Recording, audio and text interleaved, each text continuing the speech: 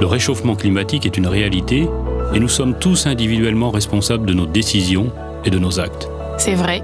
Aujourd'hui, le secteur du transport routier génère encore trop de gaz à effet de serre. Mais du coup, qu'est-ce qu'on fait, ou en tout cas, qu'est-ce qu'on peut faire? C'est presque comme une voiture de course. Más o menos. Lo que hace que la flota sea 100% sostenible en el sentido que nosotros producimos.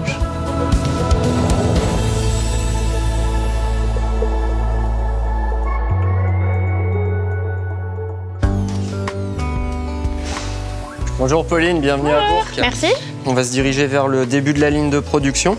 Ok. Bourg-en-Bresse, en France. Un des sites de production de Renault Trucks.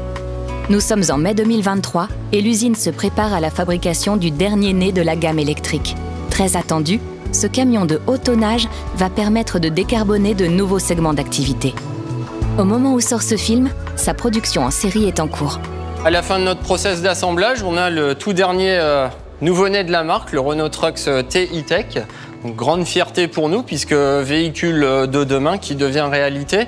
On a 3 éléments vraiment principaux sur le véhicule. Un centre de pilotage électrique du véhicule, une partie motorisation et boîte de vitesse, et puis enfin les batteries qui vont permettre le stockage de l'énergie. Écoute Pauline, moi j'ai fini la visite avec toi là. Je vais te laisser entre les mains de Christophe.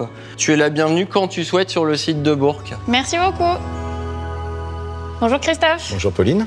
Alors comme tu le sais, on fait une série sur tout ce qui tourne autour de la décarbonation chez nous. Et du coup, l'arrivée du T, qu'est-ce que ça t'évoque? C'est le premier, entre guillemets, véritable véhicule haut tonnage chez Renault Trucks. Donc c'est quand même une première, on fait partie de cette aventure. Ce véhicule, il a été fabriqué il y a quelques semaines sur nos lignes série diesel, avec tous nos employés qui étaient vraiment motivés. Et puis voilà, aujourd'hui il est là, il est magnifique. Et puis c'est le premier d'une longue série, qui fait que dans quelques années, on sera au 100% électrique. Que des bonnes nouvelles.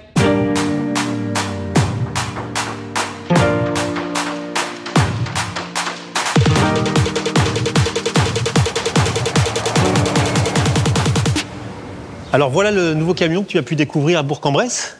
Ce véhicule est actuellement chez nous, il est en phase de finalisation, en phase de test. Et c'est lui qui va nous permettre de décarboner de nouveaux secteurs d'activité, tels que le transport régional, mais également la construction urbaine.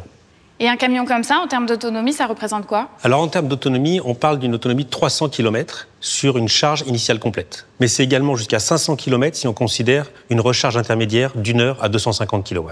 Et si on parle en termes d'économie de CO2? Alors en termes de CO2, l'économie est significative. On parle de 90% de CO2 économisé. Un véhicule diesel qui parcourt 60 000 km par an émettra jusqu'à 50 tonnes de CO2 chaque année, quand son équivalent électrique n'émettra quant à lui que 4 tonnes de CO2. Ah oui, c'est sans appel. C'est sans appel, et si l'on raisonne sur la durée de vie du véhicule, on parle de 400 tonnes de CO2 économisées. Eh ben, on a hâte d'en voir beaucoup sur les routes alors.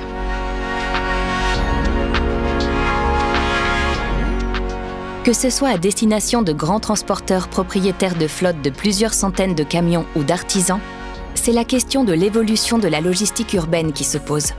Comment assurer l'approvisionnement des biens et des services sur les derniers kilomètres sans allonger la facture climatique?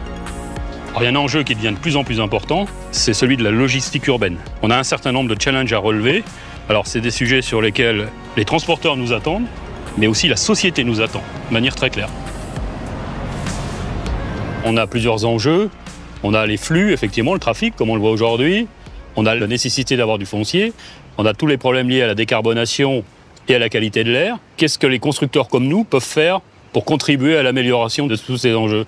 Alors on a effectivement cet enjeu de décarbonation, donc on voit bien que les constructeurs développent des flottes de véhicules électriques, effectivement un gros enjeu sur produire une flotte en quantité, en qualité et avec des prix raisonnables et un délai d'accès rapide. Et puis aussi si on veut encourager le recours à la cyclo-logistique, l'intermodalité, il va falloir inventer le conteneur de la logistique urbaine, donc qui va permettre de transférer la marchandise facilement avec le moins de manutention possible d'un type de véhicule à un autre, de manière à pouvoir utiliser le bon véhicule au bon endroit. Donc ça, c'est aussi une solution. Et puis la dernière solution, c'est de réfléchir à des espaces pour accueillir les marchandises et permettre la désynchronisation des flux. Parce qu'on s'aperçoit aujourd'hui que les livraisons, elles sont concentrées dans le temps, entre 9h et midi. Et l'idée, c'est d'imaginer des solutions qui vont permettre d'aller livrer les destinataires en leur absence, et ils récupéreront la marchandise quand ils seront disponibles. Merci Florence, et quand je vois ce que vous évoquez, ce sur quoi on travaille, je pense qu'on est parfaitement synchronisés. Merci à vous en tout cas, je suis partante. Un industriel qui fabrique des camions doit pouvoir accompagner les nouveaux besoins et être présent sur les nouveaux marchés, depuis la longue distance jusqu'au dernier kilomètre. Il faut aussi faire évoluer les métiers et adapter les savoir-faire. Renault Trucks a choisi d'étendre sa gamme pour répondre à tous les challenges de la mobilité. Quand on parle de transformation, ici c'est vraiment pour moi un très bel exemple. L'usine moteur produit aujourd'hui des vélos cargo pour accompagner la décarbonation. On pourrait s'étonner de se dire pourquoi une usine moteur produit des vélos cargo, mais pour nous c'était complètement naturel. Tu vois que c'est organisé comme une ligne d'assemblage.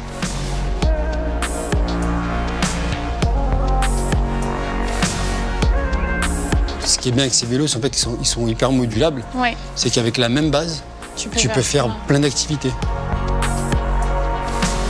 Et la transformation vers la décarbonation, ça s'accompagne d'une transformation des métiers. Donc comment ça s'organise? Si on est très honnête, 3 ans en arrière, on avait quand même des grosses inquiétudes un peu dans notre industrie. Et donc voilà, on le fait étape par étape.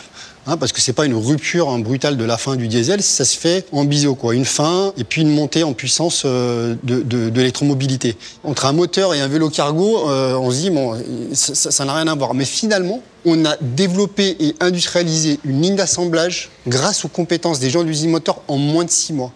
Pourquoi? Parce qu'on a des compétences en assemblage sur comment designer une ligne de production efficace, comment faire une logistique efficace, de la réception des pièces jusqu'à la livraison chez le client. Et aujourd'hui, on s'est adapté très facilement. Et puis, c'est reparti pour une vie de 800 000, 900 000, 1 million de kilomètres chez le même client. Il faut se sortir un peu du modèle. La batterie, on la prend, on la met à la poubelle, elle est recyclée.